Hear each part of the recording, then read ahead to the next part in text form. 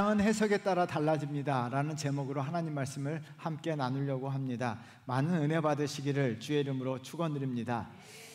미국의 유명한 MC였던 오프라 윈프리, 모르시는 분이 거의 없을 것입니다. 오프라 윈프리가 쓴 자서전이 있는데요, 그 제목이 이것이 사명이다 라는 제목입니다. 이 책에서 윈프리는 자기 인생의 4가지 사명을 이렇게 말했습니다. 우리 함께, 너무나 멋져서 함께 공유하고 나눠보도록 하겠습니다. 함께 읽겠습니다. 첫째, 남들보다 더 가진 것이 있다면 그것은 축복이 아니라 사명이다.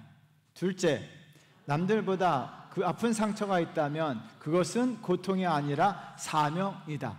셋째, 남들보다 더 설레는 꿈이 있다면 그건 망상이 아니라 사명이다. 넷째, 남들보다 더 부담되는 어떤 것이 있다면 그것은 강요가 아니라 사명이다. 윈프리는 자신의 인생의 롤 모델을 모세로 정했습니다. 자신의 인생의 가난함, 부유함, 꿈, 근심, 아픔, 상처, 이 모든 것을요 사명으로 해석했어요. 자신의 인생을 어떻게 해석하느냐에 따라서 달라지게 되는데요, 똑같은 아픈 상처 사람들이 가지고 있어요. 가난한 사람들 세상에 수도 없이 많아요. 자신의 고통, 자신의 아픔, 자신의 가난을요, 가난에 대한 저주와 사람에 대한 증오로 해석하는 사람들이 있어요. 반면에 윈프리는요, 가난한 성추행, 미혼모, 아픈 상처, 손가락질, 악플, 이 모든 것을요 사명으로 해석했어요. 왜 나에게 이런 가난이 오고 나에게 이런 아픔이 오고 왜 나에게 이런 상처가 있는가? 사명이에요. 나보다 더 아픈 사람을 위로하고, 나보다 가난한 사람을 찾아가서 도와주고 위로하고.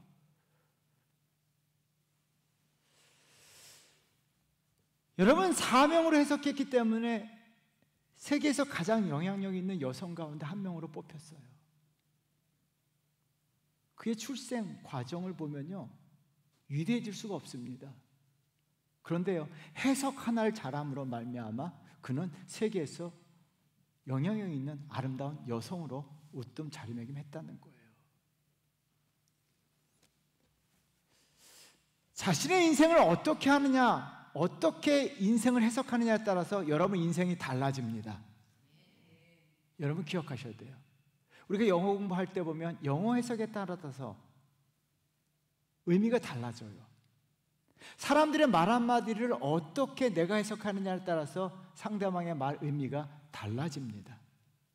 인생도 마찬가지예요. 여러분들의 인생, 여러분들의 가난, 여러분들의 아픔, 여러분들의 슬픔, 여러분들이 당한 모든 것들을 어떻게 해석하느냐에 따라서 여러분들의 인생이 달라지게 되어 있어요. 여러분들이 여러분의 인생을 지금까지 어떻게 해석하고 살아가고 계시냐는 거예요. 지금 어떻게 해석하고 계십니까? 여러분들이 지금 해석하는 것이 여러분들의 앞으로의 미래가 달려 있어요. 신앙도 마찬가지입니다. 동일한 교회에서 동일한 하나님을 믿고 동일하게 찬양하고 동일하게 예배드리고 동일하게 기도하고 함에도 불구하고 동일한 교회 다녀요. 그럼에도 불구하고 신앙을 어떻게 해석하느냐에 따라서 신앙이 달라져요.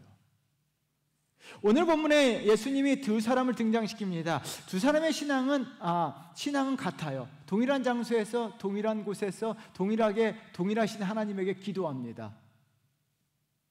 그런데 결과는 달라져요. 여러분 10절 말씀 한번 읽어볼까요? 읽겠습니다. 두 사람이 기도하러 성전에 올라가니 하나는 바리새인이요 하나는 세리라. 두 사람이 동시에 기도하러 동일한 장소로 동일하신 하나님께 기도하러 올라가요. 그런데요, 결과는 달라집니다. 14절 말씀 한번 볼까요? 결과가 엄청난 차이가 나요. 읽어보겠습니다. 내가 너희에게 이르노니 이는 저 바리새인이 아니고 이 사람이 의롭다 하심을 받고 집으로 내려갔느니라. 무릇 자기를 높이는 자는 낮아지고 자기를 낮추는 자는 높아지리라 하시니라. 10절에서 동일하게 신앙생활을 시작했지만 결과는 달라집니다. 한 사람은 하나님 앞에 의롭다 하심을 얻게 돼요. 반면에 다른 한 사람은요, 하나님 앞에 자기가 의롭다고 주장을 하지만 하나님이 의롭다고 여기지 않으십니다. 그의 기도, 그의 예배가 헛것이 된 거예요. 여러분, 이 시간 저와 여러분들 하나님 앞에 동일하게 나왔습니다. 우리가 돌아갈 때는요, 하나님 앞에 의롭다 여기심을 받고 돌아가셔야 될 줄 믿습니다. 여러분들이 드리는 예배, 여러분들이 드리는 기도, 여러분들이 드리는 찬양을 통해서 하나님 앞에 인정받아야 돼요. 하나님 앞에 의롭다 여기심을 받아야 합니다. 내 신앙이 사람들에게 아니라 하나님에게 의롭다 여기심을 받는 신앙이 되셔야 될 줄 믿습니다. 그러기 위해서는요, 바른 신앙생활 하셔야 돼요. 여러분 기억하셔야 돼요. 바른 신앙생활 하게 될 때 하나님 앞에 의롭다 하심을 얻게 돼요. 근데 바른 신앙생활 하는 데 있어서 중요한 것이 있어요. 신앙에 대한 바른 해석이에요. 여러분, 신앙을 어떻게 해석하느냐에 따라서 바른 신앙인이 될 수가 있고 그렇지 못한 사람이 될 수 있어요. 그래서 신앙생활 하면서요, 오늘 설교 말씀 잘 들으시고 신앙생활 하면서 신앙에 대해서 바르게 해석하셔야 됩니다. 그럼 오늘 본문을 통해서 두 가지를 가르쳐 주는데, 하나는요, 신앙은 행위가 아니라 관계로 해석하셔야 합니다. 굉장히 중요합니다. 오늘 비유에 등장하는 바리새인은요, 하나님을 나름대로 열심히 믿는 신앙이었지만 신앙을 잘못 해석했어요. 그래서 신앙을 행위로 해석하기 때문에 바리새인은 행위에 집중합니다. 11절 말씀 우리 한번 나같이 읽어볼까요? 읽겠습니다. 바리새인은 서서 따로 기도하여 이르되, 하나님이여, 나는 다른 사람들 곧 토색, 불의, 간음을 하는 자들과 같지 아니하고 이 세례와도 같지 아니함을 감사하나이다. 토색이란 말은요, 강도, 사기치는 거예요. 불이라고 하는 단어는 악한 행동, 나쁜 짓, 잘못된 행동들을 가리키는 단어입니다. 여러분, 이런 행위를 전혀 하지 않았다라고 바리새인은 주장하고 있어요. 굉장히 멋진 사람이죠. 인간적으로 보면 대단한 사람이에요. 무엇보다도 세리와 같지 않다라고 고백하는데요, 세리는요, 예수님 당시에 손가락질 당하는 대상이에요. 모든 사람들에게 손가락질 당했습니다. 거짓과 탈세와 착취로 인해서 유대인들에게 손가락질 받는 대상이에요. 세리와 같지 아니한다는 것은 나는 사람들에게 손가락 받을 짓을 하지 않는다라고 하는 고백이에요. 여기서 끝나지 않습니다. 12절 말씀 한번 볼까요? 우리 한번 나같이 읽어보겠습니다. 나는 일에 2번씩 금식하고 또 소득의 11조를 드리나이다 하고, 일주일에 2번씩 금식해요. 여러분, 금식한다는 것은 단지 밥을 안 먹는다는 것이 아니라 기도가 포함된 단어예요. 금식이란 단어는 금식 기도한다는 거예요. 여러분, 일주일에 한 번이라도 금식 기도 하십니까? 저도 좀 찔리더라고요. 소득의 모든, 영어 성경에 all이라고 하는 단어가 들어왔어요. 모든 소득의 11조를 원리 원칙대로 드려요.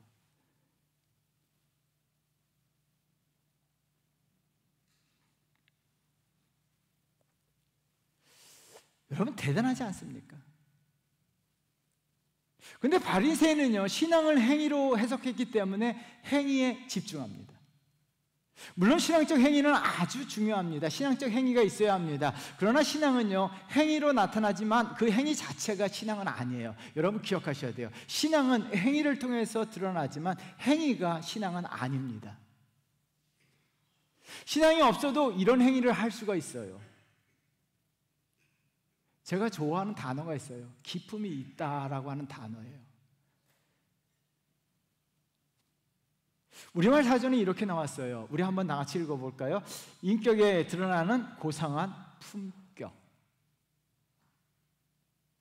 우리 그리스도인들은 기품이 있으셔야 합니다.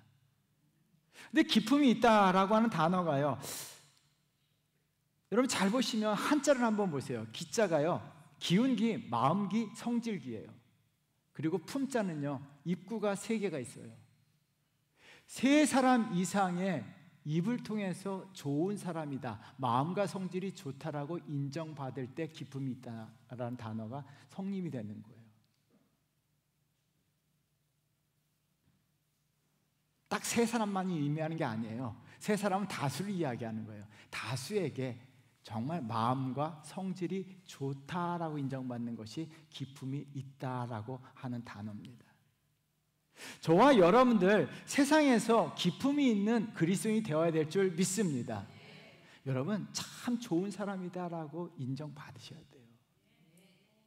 여러분 직장에서 야, 참 저 사람 좋다.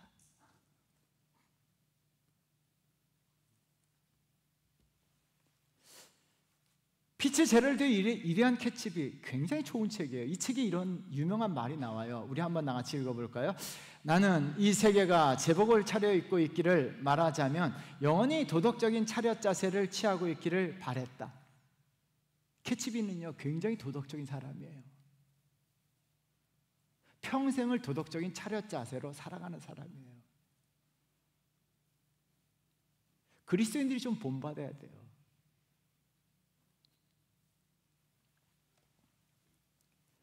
여러분, 그리스도인들은 영원히 도덕적인 차렷 자세를 취하며 살아가야 되는데요, 도덕적으로 살아가야 돼요. 그러나 도덕적인 것이 신앙은 아닙니다.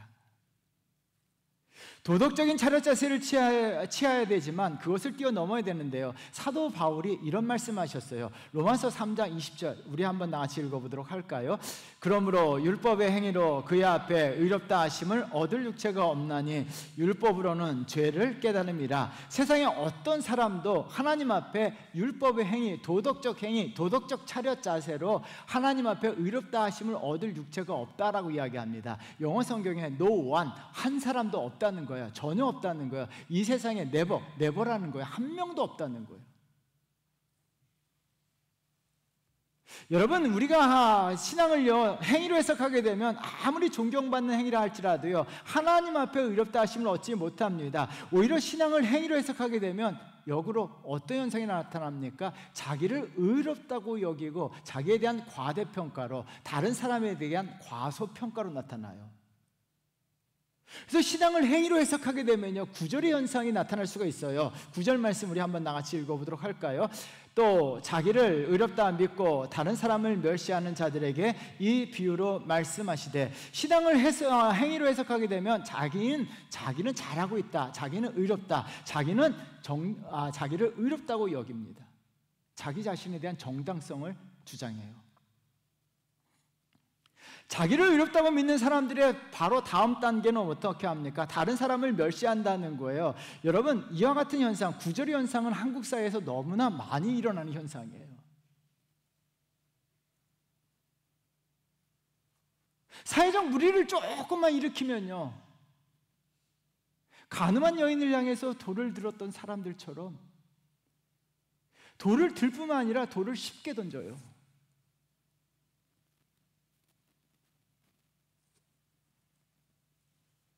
예수님이 말씀하시기 전에 이미 돌을 다 던져버려요. 언어폭력에 돌을 던져요. 손가락질에 돌을 던져요. 악성 댓글에 돌을 던져요.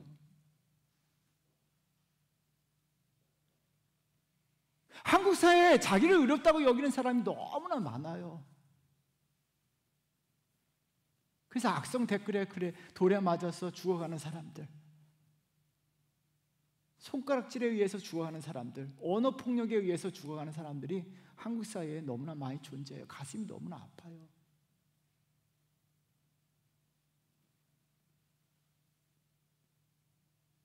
나는 그렇게 안 한다는 거예요.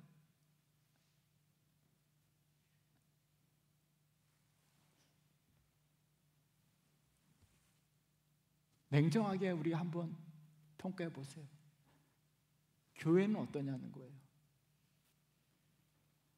저도 교회를 오래 다녔어요. 50년을 넘게 다녔어요.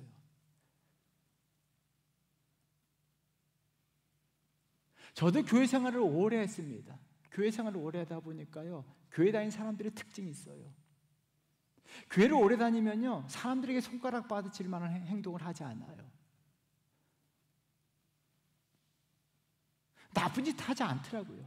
그래도 나름대로 착하게 살아가더라고요. 여기까지는 좋아요. 근데 제가 목회자로서 가슴 아플 때가 있어요.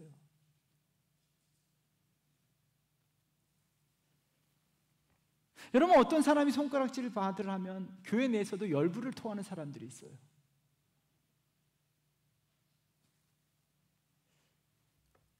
여러분, 우리가 교회를 오래 다니면 예수화 되어야 되는데 점점 바리새인화 되어가는 경우가 있어요.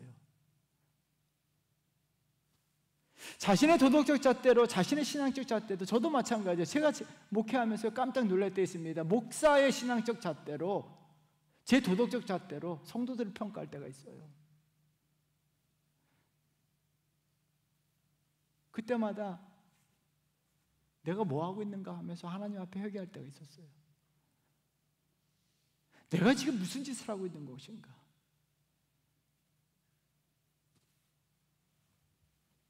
여러분, 남의 잘못된 모습을 보고 막 열불내고 있는 내 모습을 보면서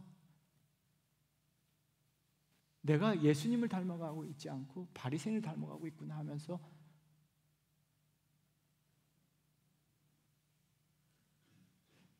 저 자신의 섬뜩한 모습을 볼 때가 있었어요.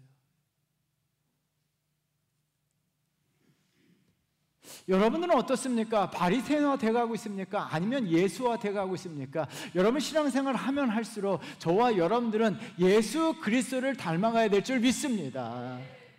여러분, 우리가 신앙을 행위로 해석하게 되면요, 신앙을 행위로 해석하게 되면 내 모습 속에 바리새인의 모습이 나타날 수밖에 없어요. 그럴 수밖에 없어요. 왜? 나는 안 하니까. 여러분, 신앙은 행위로 드러나지만요, 행위가 신앙은 아닙니다. 기억하셔야 됩니다. 신앙은 행위로 드러나지만 행위 자체가 하나님 앞에 의롭다 여기심을 받지 못합니다. 그러면 신앙은 무엇일까요? 신앙은요, 하나님과의 관계로 해석하셔야 됩니다. 내가 과연 하나님과의 관계성 속에서, 하나님과의 관계성 속에서 어떤 존재인가로 해석하셔야 돼요. 옆 사람과, 사람들과의 관계성 속에서 사람들과 비교하는 것은 신앙생활이 아니에요. 하나님 앞에서 내가 어떤 존재인가, 어떻게 해석하느냐가 그것이 바른 신앙입니다. 여러분, 그래서 13절 말씀 우리 한번 다 같이 읽어볼까요? 세리가 하나님 앞에 의롭다 하심을 얻습니다. 13절 크게 읽어보도록 하겠습니다. 멀리 서서 감히 눈을 들어 하늘을 쳐다보지 못하고 다만 가슴을 치며 이르되 하나님이여 불쌍히 여기소서, 나는 죄인으로서이다 하였느니라. 세리는 하나님이여 불쌍히 여기소서라고 하면서 가슴을 치면서 나는 죄인으로서다 라고 이야기합니다. 자신이 하나님 앞에 죄인인 것을 고백해요. 이것이 참된 신앙이고 하나님 앞에 의롭다 여기심을 받는 신앙인 줄 믿습니다. 세리는요, 다른 사람들보다, 다른 사람들과 비교해서 내 신앙이 우위가 있다고, 다른 사람보다 더 도덕적이라고 이야기하지 않아요. 하나님 앞에 내가 어떤 존재인가를 바라보게 돼요. 그리고 내 존재가 하나님 앞에 죄인인 것을 깨닫고 그 자리에서 무릎을 꿇고 펑펑 울면서 하나님이여 내가 죄인입니다. 하나님이여 나를 불쌍히 여겨 주옵소서. 내가 죄인이라는 거예요. 여러분, 이것이 하나님 앞에 의롭다 여기심을 받는 신앙이고 하나님이 기뻐하시는 참된 신앙인의 모습인 줄 믿습니다. 성경에서 가장 완벽한 행위론자로 뽑으라면 행위가 완벽한 사람은 다니엘이에요. 여러분, 저도 다니엘 말씀을 묵상하면서 많이 회개하는데 다니엘서 6장 4절 말씀 우리 한번 나같이 읽어볼까요? 읽겠습니다. 이에 총리들과 고관들이 국사에 대하여 다니엘을 고발할 근거를 찾고자 하였으나 아무 근거, 아무 허물도 찾지 못하였으니 이는 그가 충성되어 아무 그릇됨도 없고 아무 허물도 없음이었더라. 다니엘은요, 아무 그릇됨도 없고 아무 허물도 없었습니다. 여러분, 이 정도 되면요, 이러고 다녀도 되잖아요.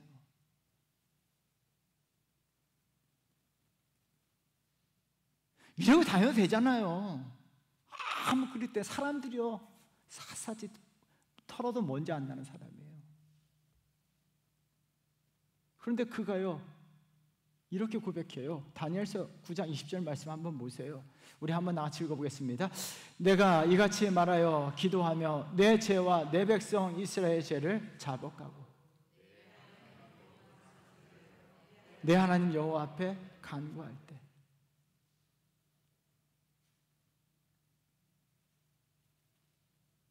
내 죄를 자복했다는 거예요.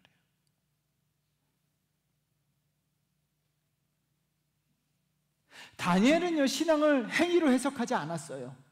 하나님과의 관계로 해석했습니다. 하나님 앞에 선 실존, 하나님 앞에 내가 어떤 존재인가로 해석하니까 자기가 죄가 있는 죄인에 불과하다는 거예요. 다니엘도요, 바리새인보다도 더 행위가 완벽했음에도 불구하고 하나님 앞에 내가 죄인이라고 고백합니다. 자신의 죄를 자복합니다. 그리고 그 자리에 어떻게 합니까? 하나님 앞에 무릎을 꿇어요. 하나님 앞에 무릎 꿇고, 하나님이여 나를 불쌍히 여겨 주옵소서. 내가 죄인입니다. 하나님이여 내가 잘못했습니다. 내가 죄인입니다. 하나님이여 내가 죄인입니다. 하나님이여 내가 죄인이나 하면서 다니엘은요, 자기의 죄를 자복하면서 그 자리에서 기도했어요.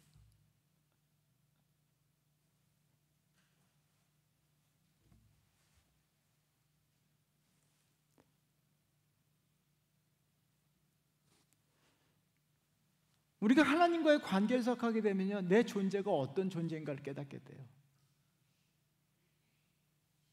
그래서 내가 하나님 앞에 죄인인 것을 고백하면요, 하나님께서 성령을 선물로 주세요. 놀라운 일이 벌어지는데요, 사도행전 2장 38절 우리 한번 큰 소리를 읽어보도록 할까요? 읽겠습니다.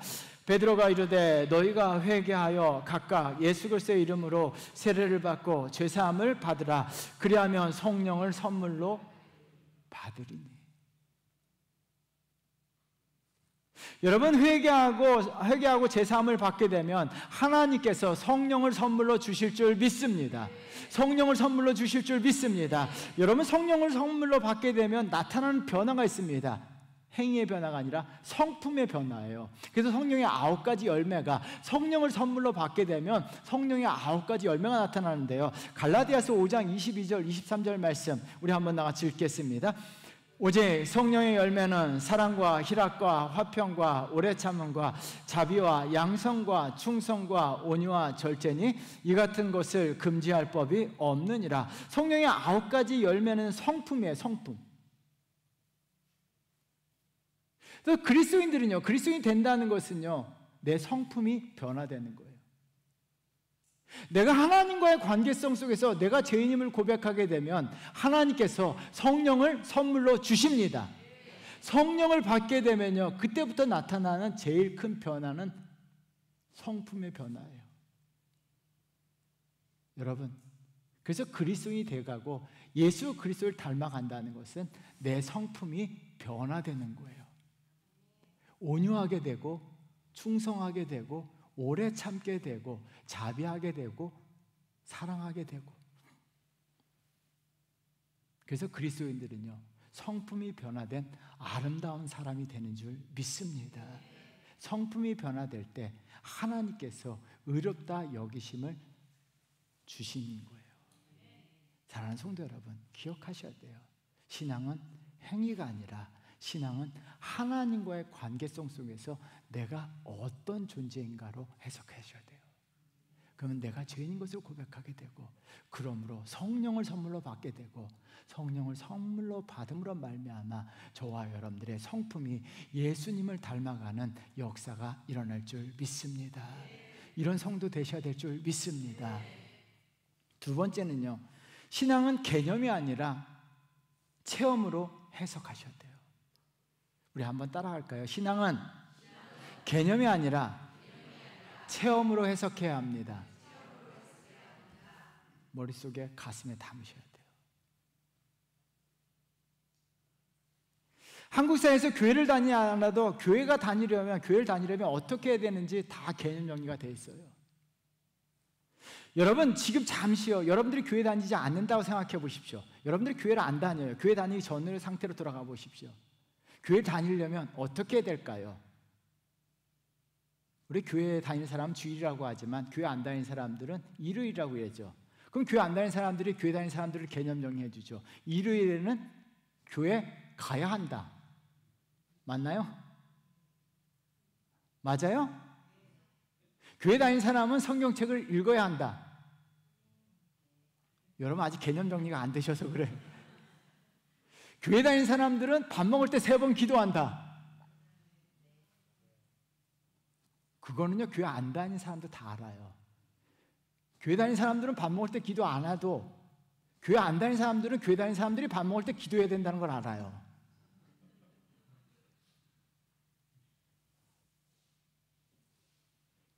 여러분, 교회를 다니지 않아도 교회에 대한 개념 정리가 되어 있는 사람들이 의외로 많습니다. 근데 신앙생활 하면서 나타나는 현상은요, 개념 정리예요. 물론 신앙을 위해서 개념 정리 필요하지만 거기서 끝나면 아무 의미가 없습니다. 바리새인들은요, 신앙을 개념 정리했습니다. 11절 말씀 한번 다 같이 읽어볼까요? 바리새인은 서서 따로 기도하여 이르되 하나님이여 나는 다른 사람들 곧 토색, 불의, 간음을 하는 자들과 같지 아니하고 이 세리와 같지 아니함을 감사하나이다. 바리새인들은요, 신앙을 개념 정리했습니다. 신앙생활하게 되면 투색하면 안 된다, 불의를 저지르면 안 된다, 간음을 하면 안 된다, 금식해야 한다, 소득의 11조를 드려야 한다, 주의를 지켜야 한다. 열심히 개념 정리를 하고 있어요. 여러분, 아무리 개념 정리를 잘해도요, 그것은 하나님 앞에 의롭다 하심을 얻지 못합니다. 청교도 신학자였던 조나단 에드워드의 신앙 감독론이라고 하는 굉장히 좋은 고전책이 있어요. 이 책에 신앙이 무엇인가를요, 조나단 에드워드는 한 줄로 정리했습니다. 우리 한번 다 같이 읽어보도록 할까요? 읽겠습니다. 기독교를 단지 개념적으로 아는 것은 이론에 불과하며 잔치에서 구경꾼으로 만들어 버리는 것이다. 기독교에 대한 개념 정리를 잘해도요, 개념을 알고 있다 할지라도 구경꾼에 불과하다는 거예요. 여러분, 잔치에 참여한 자들은요, 잔치에 참여하게 되면 음식을 먹을 수 있는 특권이 있어요. 잔치에 참여하며 잔치의 기쁨을 함께 누립니다. 그런데 구경꾼은요, 그 음식을 먹지 못합니다. 우리가 개념 정리 잘하면요, 천국 잔치에 참여하지 못합니다. 여러분, 구경꾼이 되어서는 안 되고 잔치에 참여한 자가 되어야 될 줄 믿습니다.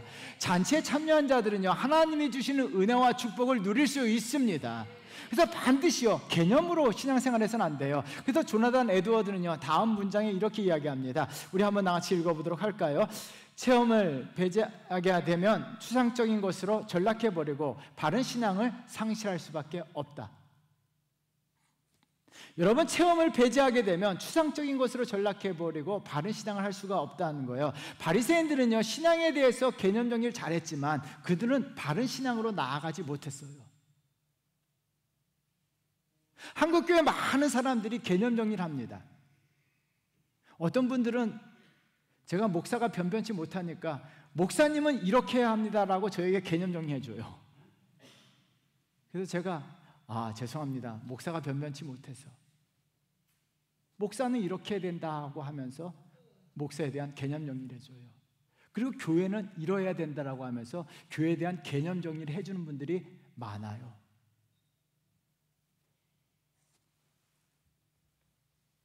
여러분, 그러나 개념적 신앙이요, 개념만 한다면요, 바른 신앙이 될 수가 없습니다. 여러분 교회 다니면요, 개념 정리할 수 있어요. 그래서 많은 분들이 교회에 대한 개념 정리합니다. 십자가 개념 정리해 보십시오. 예수 그리스도께서 십자가 못 박혀 죽은 곳.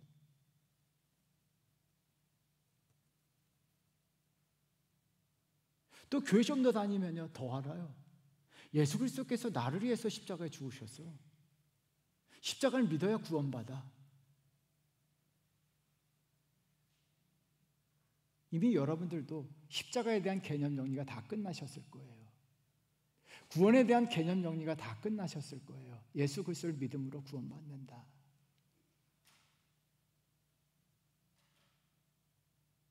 그런데요, 체험이 없으면요, 그 신앙을 유지하지 못합니다.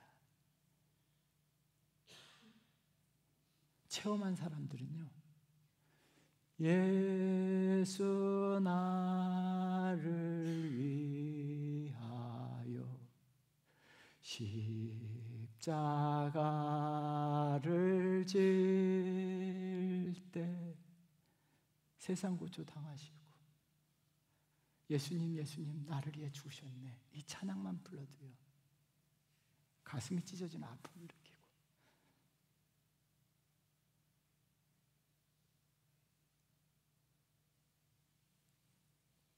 십자가 앞에 세상 사람들이 알지 못하는 아픔이 있어요.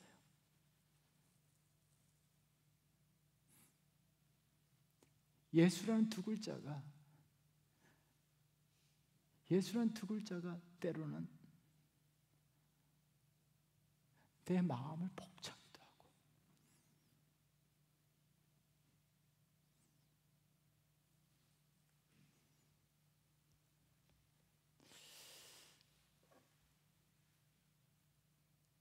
개념 정리를 아무리 잘해도요, 바른 신앙으로 나아가지 못해요.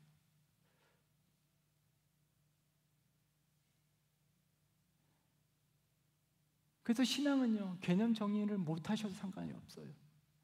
개념 정리 안 하셔도 돼요. 교회가 어떻고 성도가 어떻고 이런 개념 정리 없고요, 십자가에 대한 개념 정리 안 해도 돼요. 여러분, 오늘 본문의 세리는요, 개념 정리를 하나도 하지 못해요.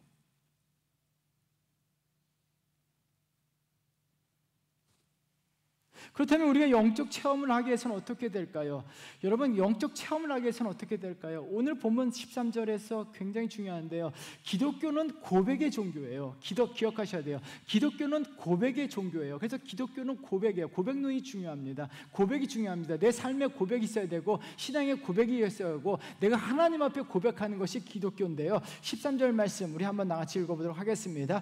세리는 멀리 서서 감히 눈을 들어 하늘을 쳐다보지 못하고 다만 가슴을 치며 이르되 하나님이여 불쌍히 여기소서 나는 죄인으로소이다 하였느니라. 여러분, 세리는요, 기독교에 대해서 개념 정리하지 못합니다. 그런데 뭐라고 이야기합니까? 하나님이여 나를 불쌍히 여기소서 내가 죄인으로소이다. 하나님이여 나를 불쌍히 여기소서 내가 죄인으로소이다 라고 고백해야 돼요. 그냥 단순하게 내가 죄인이라고 고백합니다. 그래서 어떤 일이 벌어질까요? 사도행전 2장 38절 말씀 다시 또 읽어볼까요? 우리 한번 읽겠습니다. 베드로가 이르되 너희가 회개하여 각각 예수 그리스도의 이름으로 세례를 받고 제사함을 받으라. 그리하면 성령을 선물로 받으리니. 우리가 죄를 고백하게, 내가 하나님 앞에 죄인인 것을 고백하게 되면 성령을 선물로 받습니다. 성령을 선물로 받습니다. 여러분, 성령을 선물로 받게 되면 나타나는 현상이 있어요. 그래서 신앙이요, 체험을 하게 되면 신앙이 달라져요. 다른 신앙이 됩니다. 그 결과가 베드로전서 1장 8절이에요. 우리 한번 나같이 읽어보도록 하겠습니다.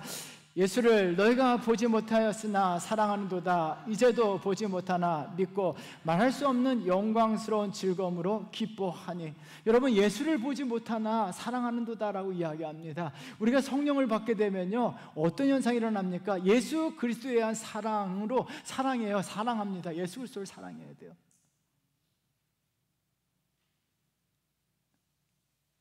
많은 사람들이 교회에 대해서, 신앙에 대해서, 신학에 대해서, 목사에 대해서, 한국교회에 대해서 개념 정리하지만 그들이 바른 신앙으로 나아가지 못해요. 그런데 어떻게 합니까? 내가 죄를 고백하게 되면요, 하나님 앞에 내가 죄인이라고 고백한 성도들은 하나님의 성령을 선물로 받아서 나타나는 현상은요, 예수님이 좋은 거예요. 난 예수가 좋다는 거예요. 난 예수가 좋다는 거예요. 세상 사람들은요, 다 떠나도 예수 성령 체험한 사람들은 예수가 좋은 거예요. 예수가 좋다요. 난 예수가 좋다고, 난 예수가 좋다고. 주님 사랑해요. 주님 사랑해요. 주님 사랑해요 하면서. 여러분, 그래서 어떻게 합니까? 죽어가면서까지, 죽기까지, 죽는 순간까지, 죽을 때까지 예수님을 사랑하기 때문에 바르게 신앙생활 하는 거예요. 예수님 사랑하는 사람들은요, 달라요. 사람을 사랑해도 그 사람에 대한 관계가 다르잖아요. 예수님 사랑하면요, 여러분, 사랑과 우리가 주머니 속에 송곳은 표시가 난다고 이야기하지 않아요. 예수님 사랑하면요, 달라요. 내가 정말 예수님이 너무 좋은 거예요. 예수님 너무 좋아서 어쩔 줄은 모르는 거예요. 누가 죽인다 해도 예수 믿는 거예요. 내 생명 다하는 그날까지 예수 믿는 거예요. 여러분, 그래서요, 신앙은 개념 정리하지 마세요. 안 하셔도 돼요. 우리가 고백할 거는요, 하나님 앞에 나와서 내가 죄인입니다라고 이 한마디가 참 중요합니다. 내가 하나님이요, 내가 하나님 앞에 죄인입니다라고 고백하면요, 하나님께서 저와 여러분들에게 성령을 선물로 주십니다. 그러면 성령 받았다는 건 뭐예요? 난 예수가 좋은 거예요. 난 예수가 좋은 거예요. 난 예수를 사랑합니다. 여러분, 예수님 사랑하십니까? 예수님 사랑하십니까? 죽기까지 예수님을 사랑하셔야 됩니다. 그래서요, 예수님에 대한 사랑을 가슴에 품고 신앙생활해요. 그래서 신앙이 빠르고 예쁘게 자라는 거예요. 여러분, 이런 성도 되실 때 하나님께서 의롭다 여기심을 얻게 되는 줄 믿습니다. 사랑하는 성도 여러분, 인생도 해석이고요, 신앙도 해석이에요. 여러분들이 어떻게 해석하느냐에 따라서 인생이 달라지고요, 여러분 신앙을 어떻게 해석하느냐에 따라서 여러분 신앙생활이 달라져요. 신앙은요, 행위가 아니라 하나님과의 관계로 해석하셔야 돼요. 내가 하나님 앞에 어떤 존재인가?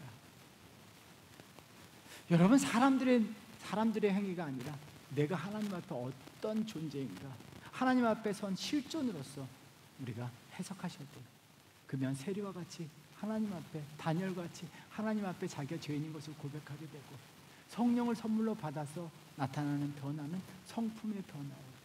그래서 저와 여러분들 성품이 변화되시는 그리스도인 되셔야 될 줄 믿습니다. 두 번째는요, 우리가 개념 정리가 아니라 개념 정리 안 하셔도 돼요. 신앙은요, 체험이에요. 체험은 간단합니다. 내가 하나님 앞에 죄인임을 고백하게 되면 성령을 선물로 받아요. 그리고 나타나는 것은 성령을 선물로 받게 되면 예수님이 좋은 거예요. 예수님이 좋은 거예요. 예수님이 좋고 예수님이 사랑합니다. 그래서 죽기까지 예수 그리스도를 사랑하고 그 사랑으로 신앙생활 하셔서 하나님 앞에 의롭다 여김을 받는 그런 성도 되셔야 될 줄 믿습니다. 우리 한번 찬양하겠습니다.